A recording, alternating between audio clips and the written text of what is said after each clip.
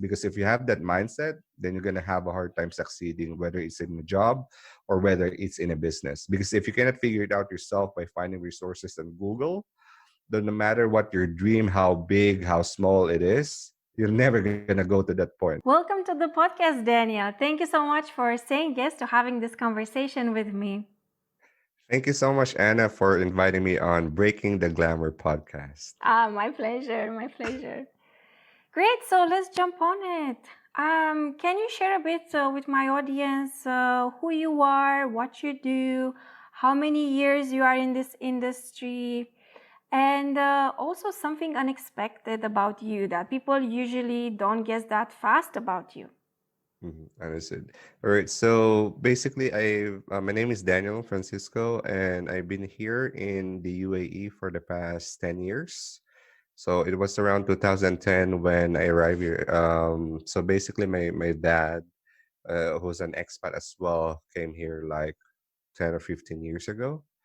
And then I decided after I graduated from my college in the Philippines, is that should I go there for a short vacation? And then when I came in Dubai, the moment I saw the city, it was like, wow, this is the land of opportunity. And having a visit visa back then, I was like, you know what, Dad? I don't want to go back home. I'm just gonna find a job here.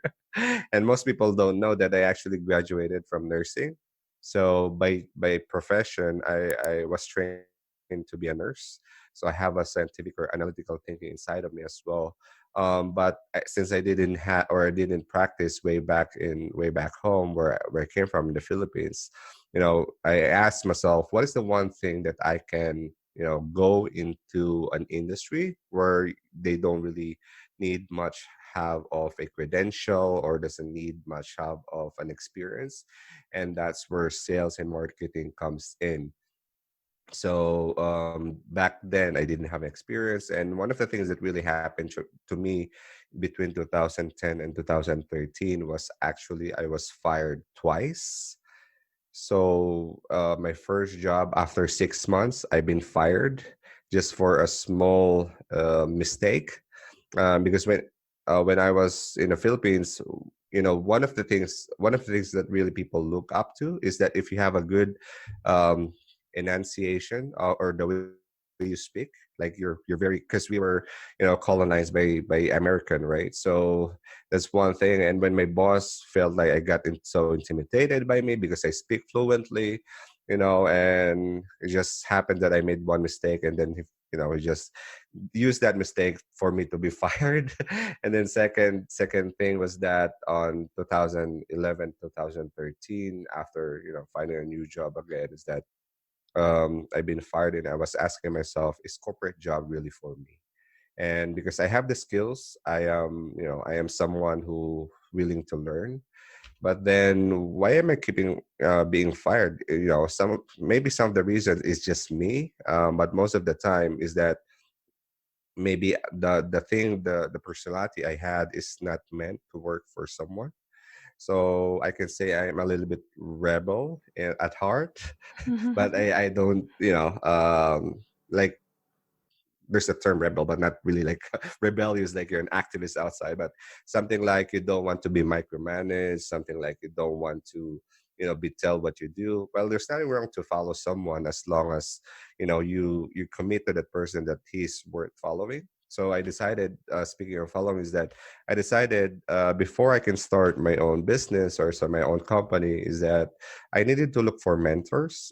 So, which is one of the things that I would recommend with our audience today. Probably some of them who are just starting out or who are just, shifting their careers. So, because I came from the events and marketing industry, so I decided if I wanted to learn how to properly run a business or properly start a business, what company should I decided to work with?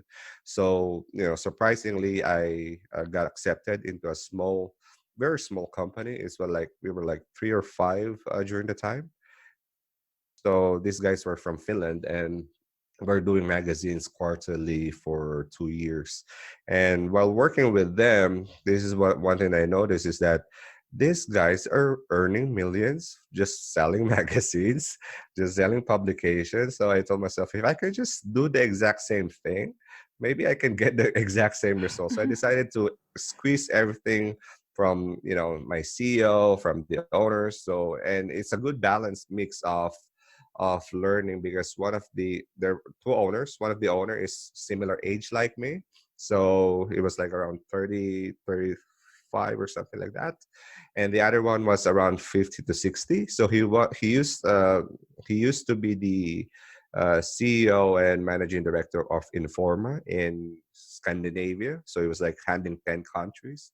So I said, wow, these guys are genius. So the moment they gave me the offer letter, I immediately signed up. And even because I'm not here for the salary, I'm here for the learning. So Mm, that's what I thought. yes. And just squeezing out everything that I got, and until I decided that maybe it's time to move out. And that's the time where the print publication are dying down. And Wow, those were that like was 5 or 6 very years ago. timely, coordinated, right? You had an intuition about that, or how did you know? The print was dying. Yes. Yeah, during the time, because it's really hard to sell. It's much, I think it was around 2014 where it was at its peak. But then 2015, I was wondering why it's so hard to sell, ads. Nobody wants to sign up. Although we had worked with a lot of, Fortune 500 companies, CEO, chairmans, you name it. But then again, why am I not selling? It's not about the product anymore, because there's the credibility, but it's much more of why are companies hesitating, is because they're not seeing the return anymore on print. I And see. during the time, if I knew that social media or online space will gonna go out, I could have started much more earlier. But the saying goes, how will you know what you don't know? So Now, only looking back, we see and we connect the dots, right? yes. Cool, cool. So now, in which industry you are, and for how many years Yeah. after you So went from the sales position? all right, so I decided to start my own business in 2015. So started my own marketing agency. And during that time, I was still working with the company, because one thing I learned in business is that you need to have a validated idea, and people are willing to pay you for a product or pay you for a service. So it wasn't really easy during the time. So while working, what I'm doing is that during the lunchtime, I'm actually cold calling clients. So I train myself to eat for 10 minutes, and the remaining 15 minutes to just work on my business. Oh my God. And yeah, and in the evening Very sending email. creative, right?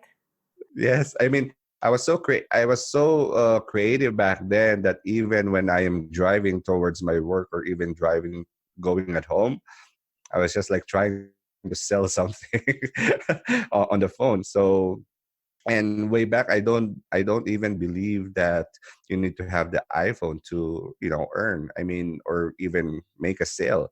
I was like using a BlackBerry, and then I have this Nokia. What I'm saying is that this phone, how much this worth, because the number of people who are who are in this who are in this address book. So I was like, yeah, so that was fun.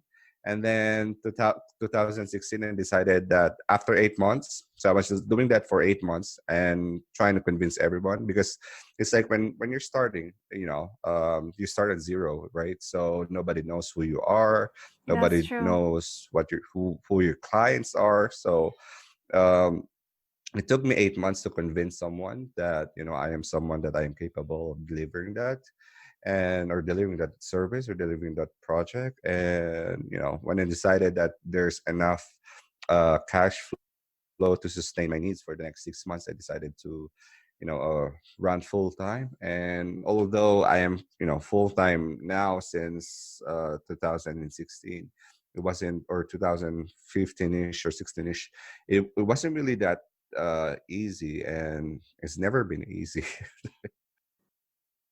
Yeah, I can empathize with that. Because even for me, in the beginning of my business, I had a rough patch of time. So definitely, I can understand that. Yeah. Cool. So, what's And one thing unexpected about you that people wouldn't guess easily? Something intriguing or unexpected that, like maybe you know a certain dance or mm, you have like certain quirks that people don't know about you and you'd like to share with us.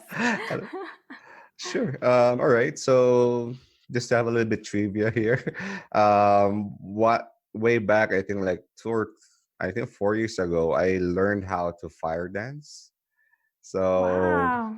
yeah, like when you go on the beach, there was like with the chain and the ball of fire. I learned how to do that.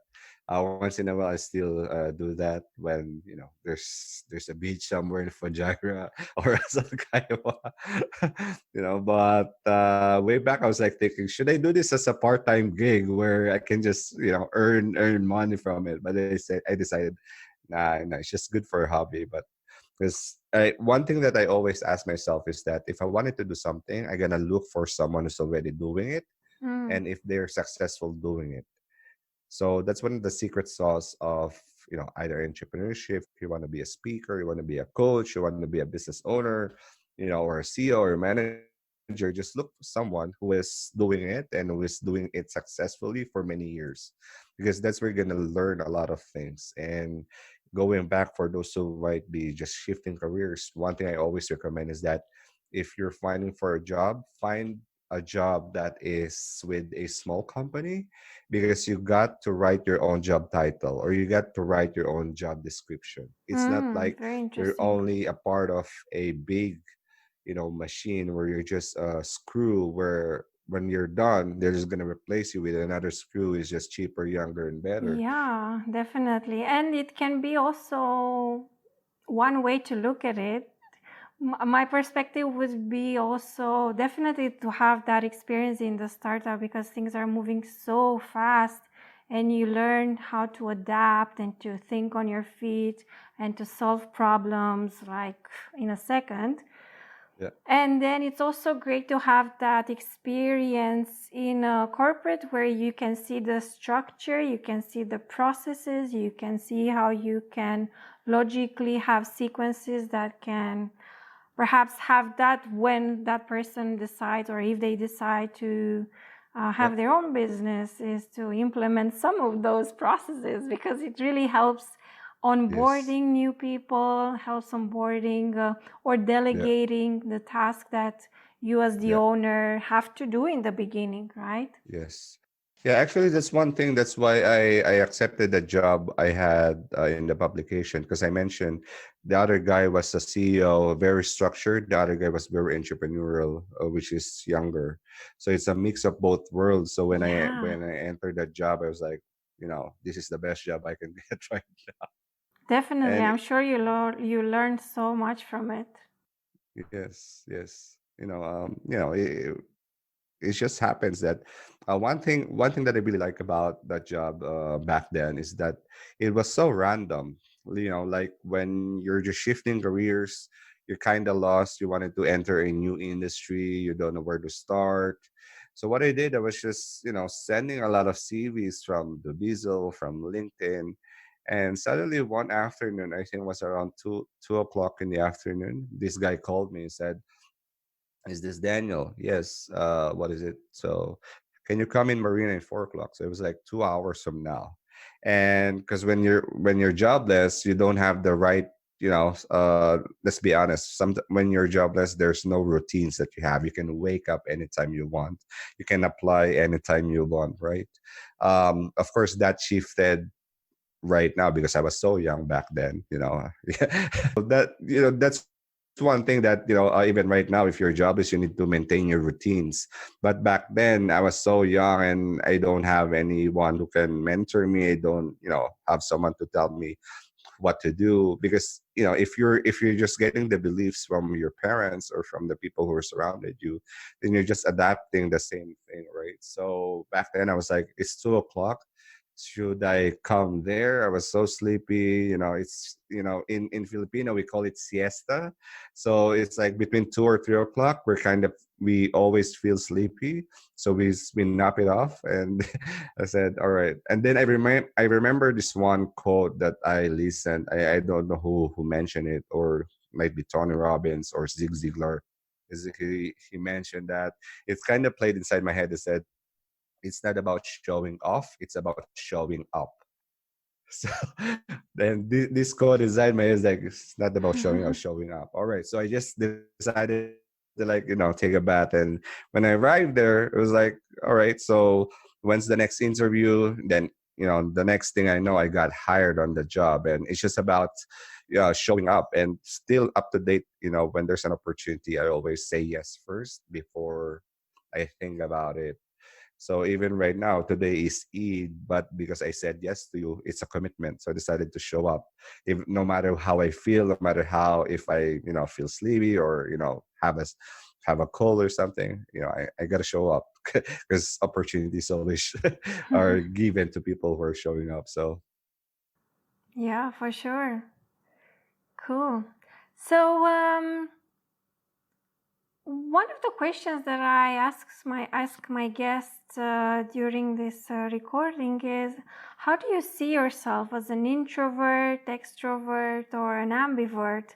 And the definition that I want to share with you is like, how do you see yourself? Like, how do you recharge? Because it's I don't see it as like your social skills. How good are you in public or public speaking? Is like how you actually recharge. So how do you see yourself? sure. Actually, I guess I don't know if it's an introvert, extrovert, but one thing I'm someone who is I love my me time, or my quiet time, you can say, is that I love reflecting a lot. That's one thing that and extrovert. Yes, I love meeting people, but to a certain point. I love when I meet people. I want someone who have ideas, who have good experience in life, who have someone who can teach me, or who are someone who's interesting enough to have a good conversation with. Because there's a lot of people right now is like, can we meet for coffee? But then when you meet them, what are you gonna talk about? You're gonna talk about things that happened like 5 or 10 years ago. There's no point of continuing that conversation. There's nothing new in the table. There's nothing fresh about it, right?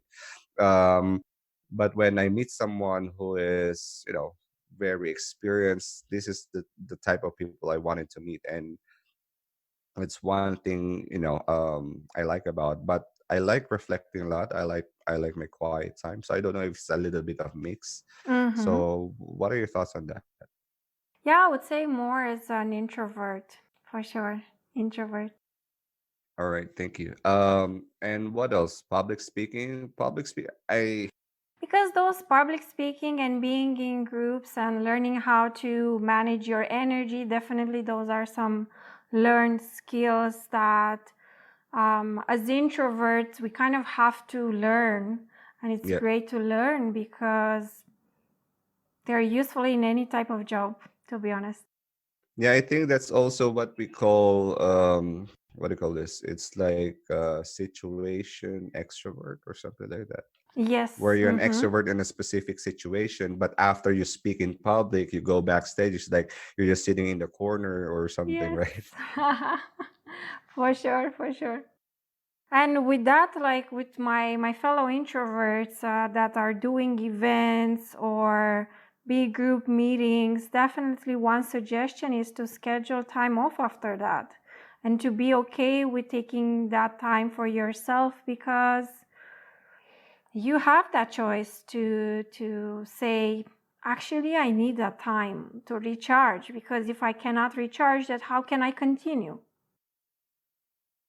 Yeah, exactly.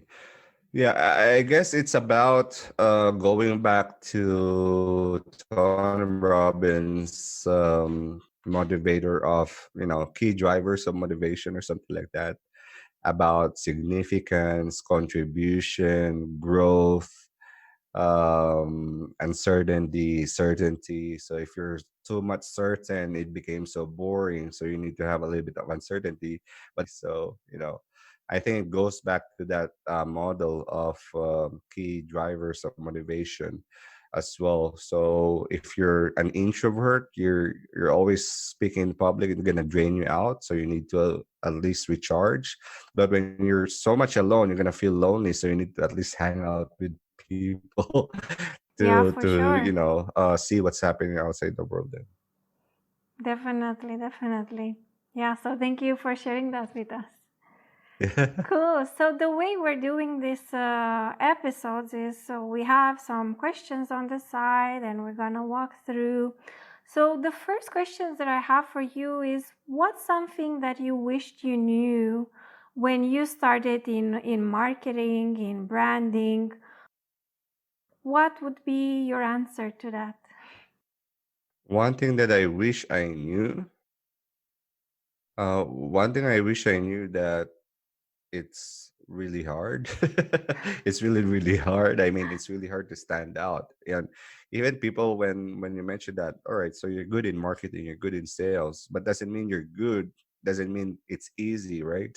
So, especially right now, during the pandemic, like there's a lot of clients that we stopped working with because of the budget constraints, or they lay off a lot of people, so there's no budget to spend there. So I need to think creatively, or me and my wife need to think creatively how to get new clients. And that's where I stumble upon personal branding. I stumble upon expert positioning, although that was looking back, that is one thing that a common selling point that we're doing in the magazine is that we're featuring these CEOs, these chairmen of the company, talking about themselves and making them look good on magazine. But why they're doing that is for branding, right? They wanted to be branded as um, the leader of the company is doing this and doing that. So looking back is that I wish I knew that it's really hard. I mean, it's really, really hard and really tough. And so I can at least, pivot much more earlier or learn new skills much more earlier than waiting for the COVID to come in. So what are some of But those skills that you wished you knew that you have that would be useful to have? yeah, so one skill is about public speaking. So you need to learn to speak in public. Doesn't mean that you really need to like ooh, rah, rah, rah, something like that. Because most people, when you think about public speaking, they think about like Tony Robbins on the stage, but it's about how you communicate your message in a public. Because it's just like when you're in a webinar or in a Zoom meeting like this, you're still delivering the same message anyway. But if you deliver it in 100 or 1,000 people in one go, then it just leverages your time much more compared than meeting one person at a time, right? So one gift that COVID really gives us, coaches like you, consultants like me, is that we can scale the message right now much more easier because it's online, right? So I wish back then, if I knew that I know how to speak, I could have transitioned it much more earlier on online, rather than working on one-to-one meetings, one-to-one Hmm. presentations. So, Yes, that's very good to know for new people joining the career in this yeah. field. Yeah, so I'm not sure. I was just like thinking when you mentioned about career joining, I was just thinking, if you're looking for a job, why you can invite all the HR 10 people in one room. All right, so here I am. Throw out the questions. That's very creative, actually. Right. Thank you for So the I'm tips. shortlisted. So I'm shortlisted, right? So I'm shortlisted as well. I'm shortlisted. All right. So let's go in a Zoom meeting. I'm gonna present who I am, what the challenges I have, and then why not? I mean. Yeah. You mentioned that it is hard to start, but I'm curious how have you dealt with setbacks in the beginning of your career when you just finished the school and you are ready to start your job? What are some, like, how have you dealt with those setbacks and what kept you going? Bills. The bills will keep you going. I mean, I have this mindset when I graduated from college is that once I graduated, I will not rely anymore to my parents. So because we have what do you call this, like a habit or a system in the Philippines where even though you already have, sorry for all my Filipinos friends or listening right now, is that we have a system where it's so I don't know what the right term is. It's like you're already married, you have three kids, you have that kid maybe already have another kid, and so you're still staying with your parents. So you don't decide, you haven't had the guts to come out of your bird nest, right?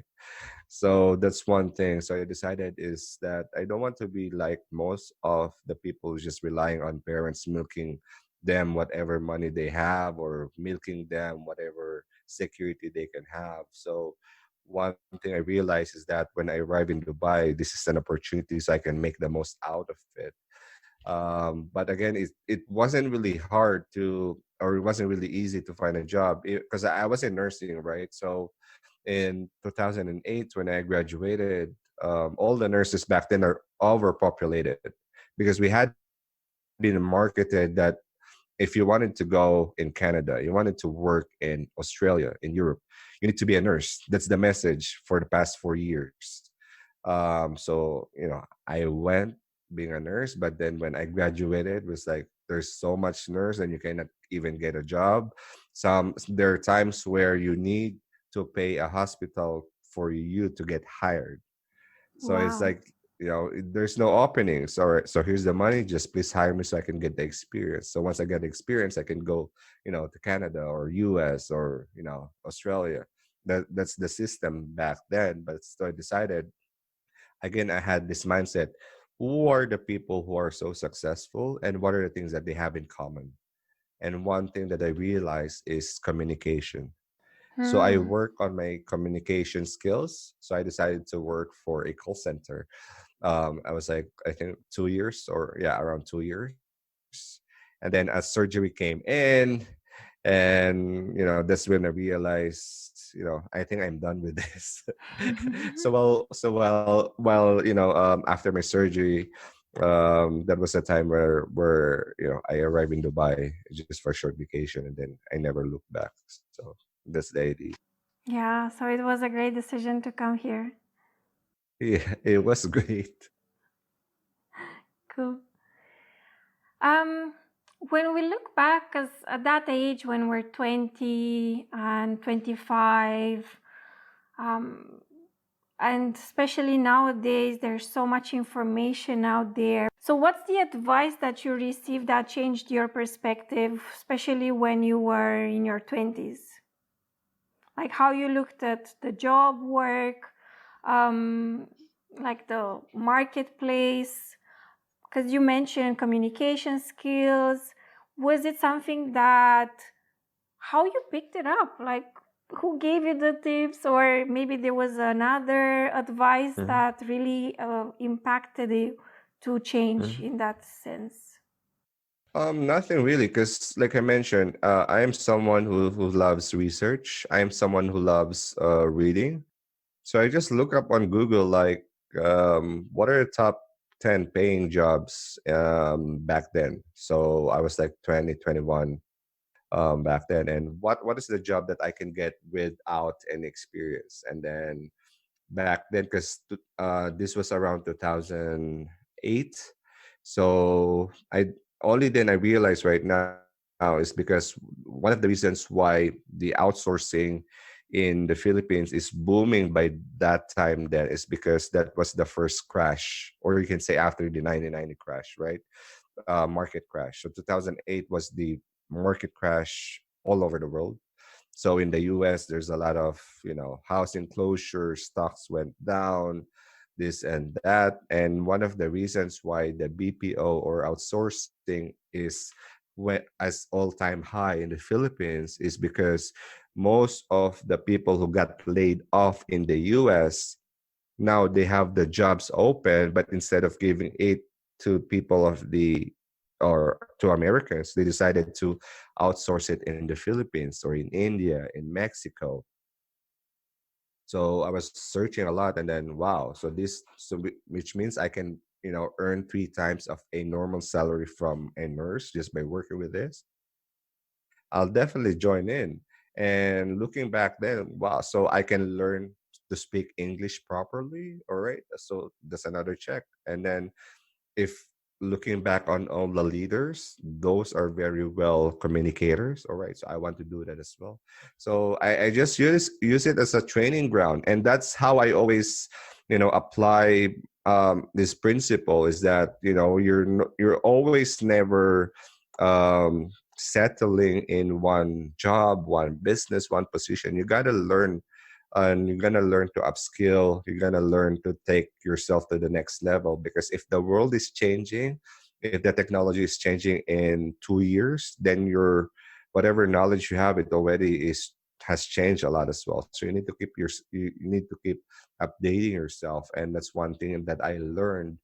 And looking back is that communication skills. All right, so I can speak clearly right now. So what's next? Learn how to sell. All right, so let's learn how to sell. And one thing about selling that I learned is To that be this honest, that's about very impressive to have that mentality at that age to look for these resources. That's very impressive. And to thank be the independent thinker, to see how you can shift and be flexible and adapt so that you can find your own way.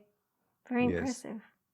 Thank you so much. And I think just, reflecting a lot right now, this is one of my takes, I'm very frustrated with people who are complaining a lot or like they always play a victim. Why is this happening to me?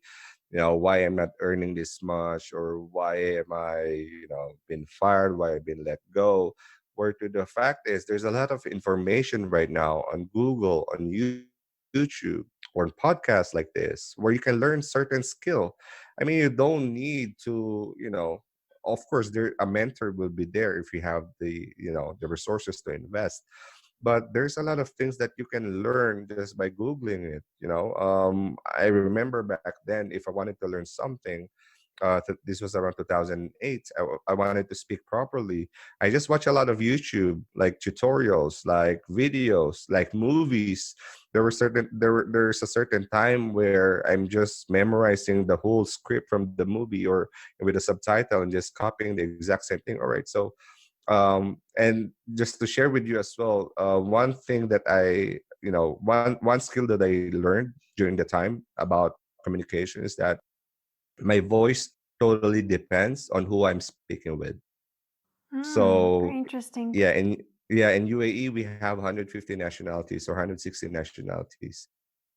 But when I'm on the phone, some people doesn't know that I'm from the Philippines. Some people know, I might be a Saudi national because when I'm speaking to, let's say, an Emirati, my voice like kind of modulates being an Emirati, like how are you, alhamdulillah, la, la, la, something like that, right? Or if it's a woman, hi, how are you doing? You gotta learn how to use your voice because that's one of your asset, or that's one of my asset. And then it's Southeast Asian or something like that. I kind of change it because it's much more easier in psychology or in body language is what we call mirroring. So you're gonna learn how to mirror as well. Being applied for a lot of interviews. That's one skill I get is that how to get hired. Body language, mirroring, voice, presentation, and just all these skills. It just turned out that you can use it as well in public speaking. It's just a different platform or different style, but it's the same thing even right Yeah, now, right? for So sure. And there, as you said, there are so many great resources online that we mhm, can yeah, um, take I mean, if advantage you of. if that person cannot find that one resource online, then he's just gonna go back complaining himself or herself, right? So that's why we're doing this podcast to hopefully add so much value for those people who might be listening. And there's always this mindset that I got is that if I can only just learn one golden nugget from a certain person, even maybe just communication or just having conversation. Last time we spoke, when was it? I think sometime last year. Right. So I got to know about your story, about your introvert, extrovert, how you started, and those golden nuggets. You just kind of embrace it as a sponge, and you might not know who that person can impact you, but at least you're learning something, and unless you just want to hang out with the same person, watch out the same thing that you're doing.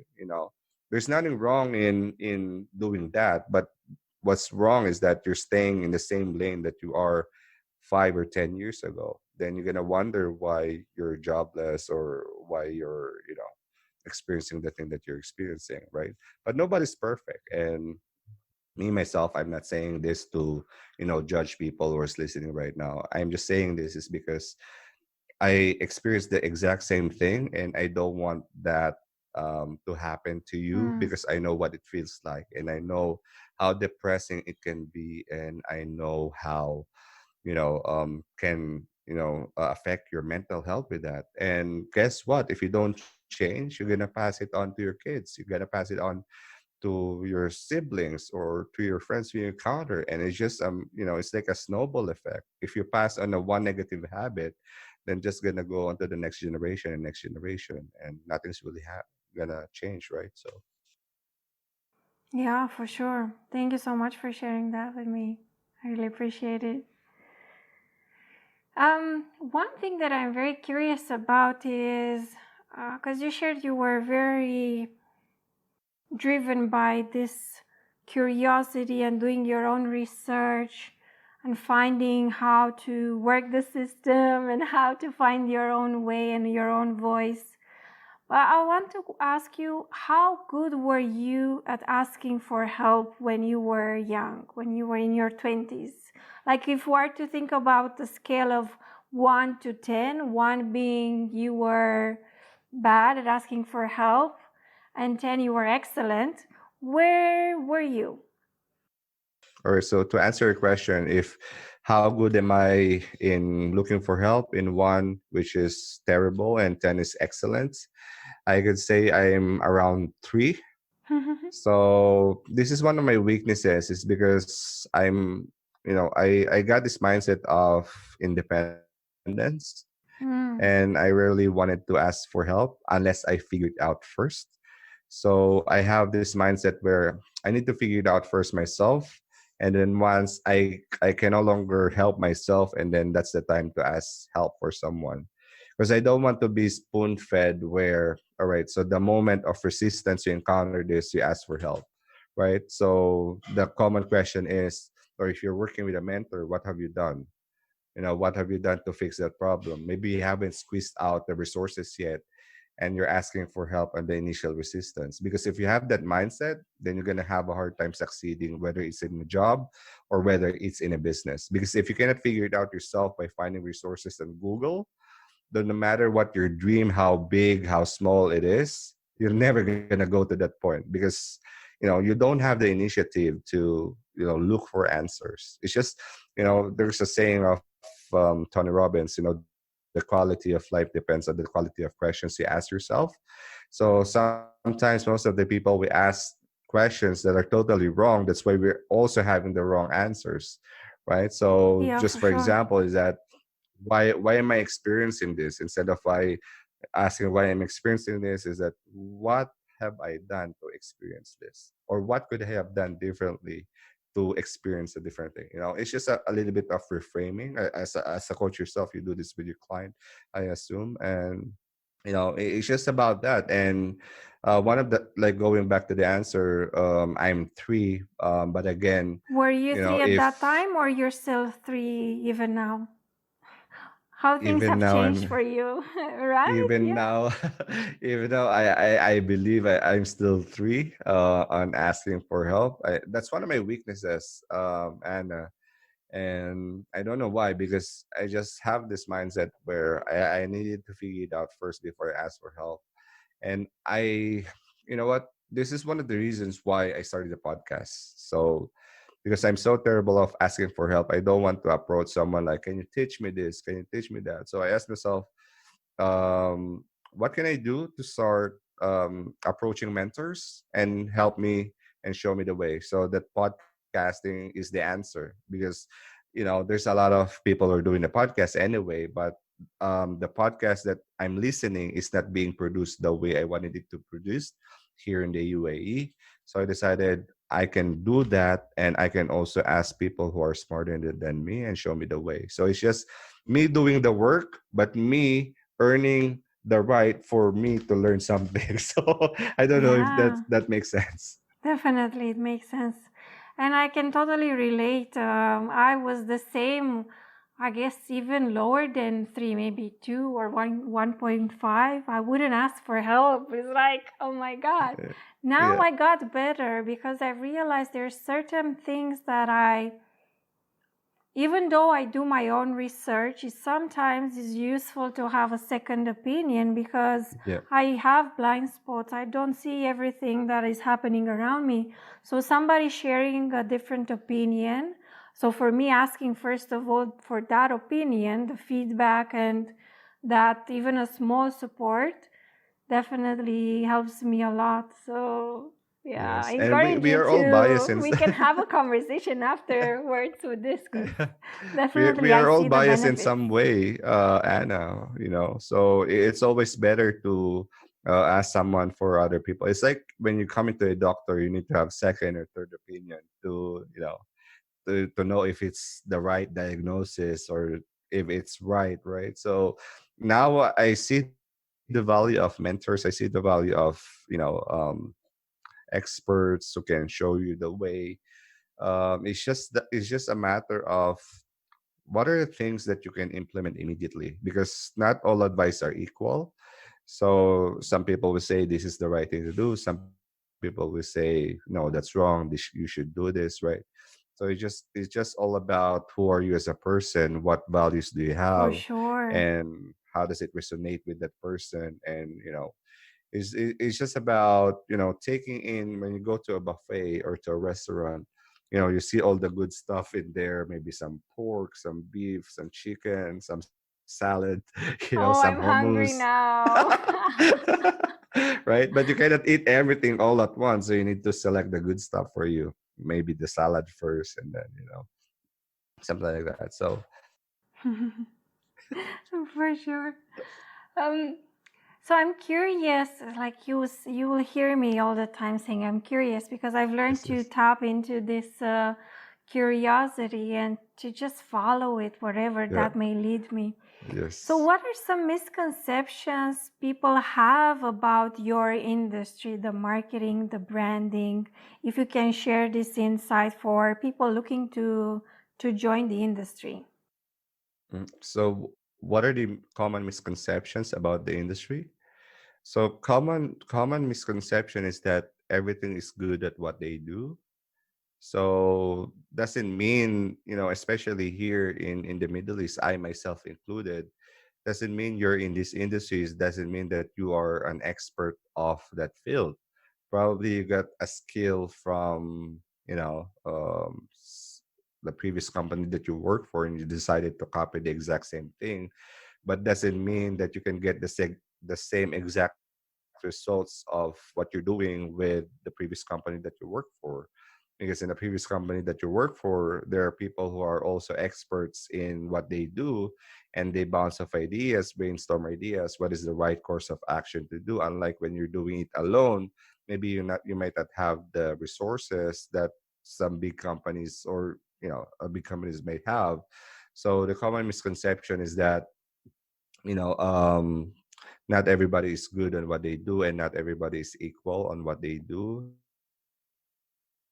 Some people will promise, some people will over deliver, or over promise and under deliver. That's one conception, and some people think that's an easy industry to come in because it's like sales. Sales and marketing always come hand in hand. Some people think that, all right, so I'm just gonna start a marketing industry. All right, so what are you gonna market about? But when you look on, their business model, you cannot. They themselves doesn't know what they're talking about. So, and there's one. I still remember this. There's one company that I met way back. He was saying he used to work with for Apple in the US. He said when I arrive in the UAE, it's like in the US everything is like shining, shimmer, splendor, and fireworks. But here the marketing sucks. It's like we're still in the Stone Age and something like that. So Yeah, great. So, because we covered a bit about your background and the misconceptions in the industry. If you were to sum it up and to give one advice to, as I said, somebody curious about this industry, what would you advise them to do or not to do, perhaps?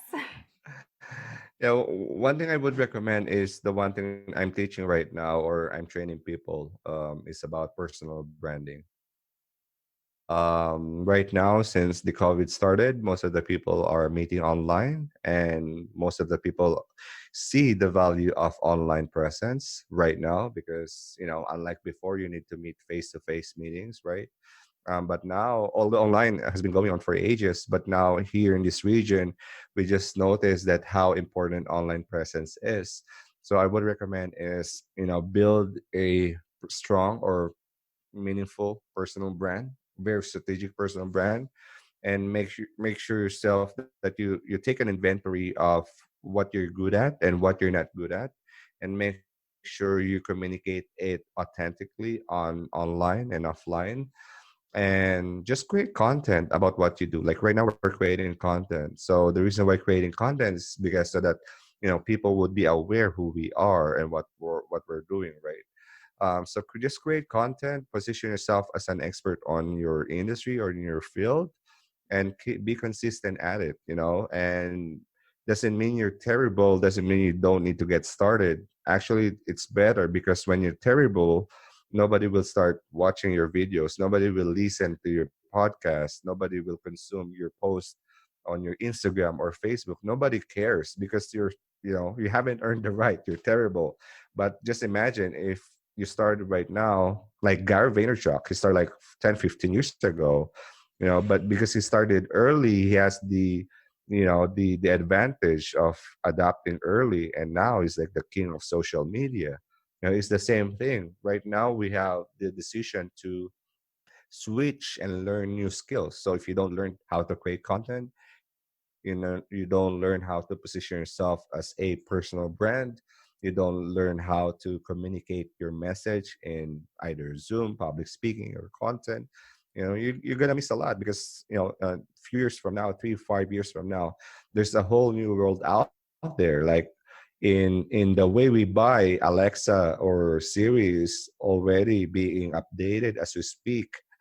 And if you don't use these channels, then you're gonna find yourself crying in the corner why you haven't learned such new skill, right? So I think that's one way to give advice And to. for sure, like now, things are evolving and moving so fast.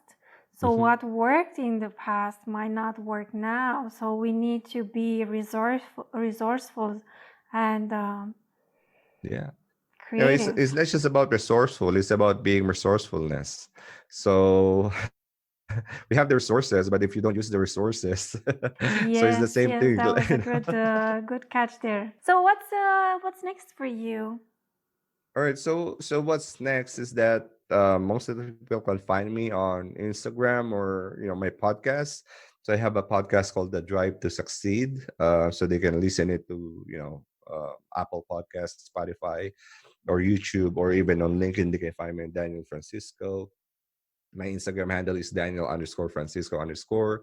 And during the past 4 months, I've been actually training, coach, consultant, service based businesses, like financial planners, real estate, lawyers, accountants, as long as it's service based coaching consultants. So I'm training these individuals, these business owners on how to build a meaningful personal brand and how to make a profitable business out of it, because building a brand is just one thing, but building a business out of it is the second thing. So for the past, I think, 18 months, that's one of the challenges that I've been figured out, and until I learned that one thing, it suddenly changes everything. And when the COVID came in, it's like, wow, so this is the thing that I've been looking for a while now. And if it gives results to people that I'm working with, then it is replicable. So I've been fine tuning that for the past, say, four, no, not 4 months, like around 8 months since last year, since I started training. So, but still, again, you're not,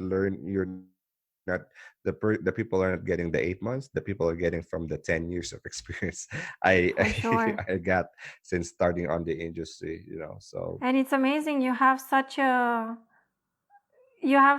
vast background and experience, and you can see how different pieces of the puzzle match together.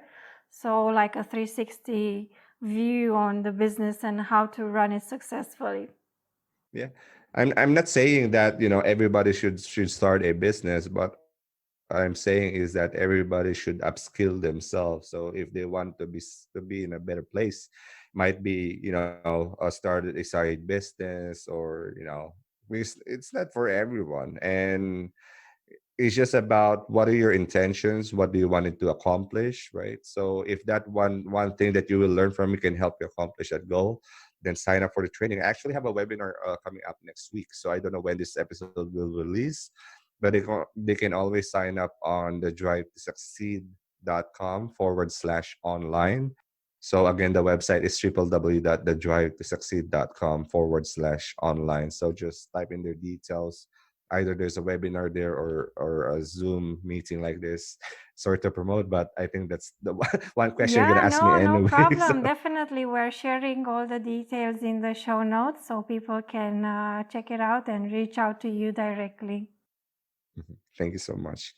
So, was there anything else that I haven't asked that you would like to share? Maybe an insight or an answer to a question that I haven't asked yet. That's a difficult one. What is one thing um that you could have asked me, right? That's the Yeah, question. It's profound. um I tend to do that. yeah, so I think one thing that you could have asked me is that, what is my main drive to succeed? Good one. Good one. That's one question I always ask my guests on my podcast. But looking back, what's my main driver for doing what I'm doing, right? My main driver to succeed is that I want to change the narrative of the history of my family. I wanted to change the narrative of be as me as a Southeast Asian or Filipino expat, right? Because most of the people, or most of the history or background of Filipinos is that we are the type of people who come in a certain country. We work for 20 years or 25 years, how long it may be, go back home, retire, and die. And looking back during those years, the meaning between those 20 years is just like you're saving, you're bringing the money back home, getting a big house, and then suddenly when you're old, you cannot enjoy more of it, because you spend your whole lifetime working in a country for a company without really asking yourself what is the meaning behind all of this. So for me, I wanted to change that narrative. Is that I wanted to be someone that I can be really proud of. My kids would be proud of. I don't have yet kids, or me and my wife doesn't have kids yet. But one thing that I really would like is to change the narrative and pass on that legacy that your dad is someone who challenged himself to be someone who is not like the rest of the people you can meet with, or I'm not saying to uplift it myself, but it's really about having this legacy of someone who take risk, having the legacy of trying to build something out of nothing and trying to make a name for yourself, a respectable name out of yourself, because you solve a people's problem through your business, and you somehow inspire them or impact them along the way to take action on their dreams, or their passion, or whatever that would be. And I think that's one thing I wanted to do, is that um, pass on this legacy, pass on this mindset, pass on this thinking that if if those people that we look up to can do it, I can do it, you can do it too as well. So that's the Yeah, idea. that's very inspiring. Thank you so much for sharing that. Thank you. I almost cry, but It's so powerful. Because how would society, how will it evolve is by us being courageous and bold, taking some risks, exploring new territories, let's say, and yeah, creating our own path. yes. Great. Thank you so much for having this conversation with me. I had such a great time and learned so much about you, your experience. Yeah, maybe we can do it another time. Let's Yeah, why see. not? Thank you, Anna, as well. I mean, I think this is one of the podcasts or interviews I shared a lot of things, stories about myself that I haven't really shared so much in depth with other people or other people's podcasts. So for that, I am grateful. I hope our listeners right now learned a lot of things, values, learnings. If they want to write it down or release it again, I would recommend to them. These podcasts can be listened over and over again. So once you finish it, just re-listen it until you get that one thing.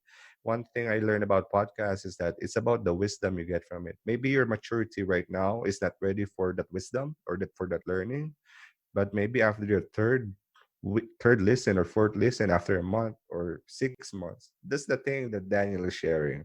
So because the maturity is ripe and you are now ready to accept that reality or truth. So For sure, like in in our lives there are certain moments we need to hear that one thing. So even if it's like not now, maybe in 2 weeks, 1 year, but it happens. Yes. yeah, exactly. All right. So thank you so much, Anna, again, and Thank uh, you.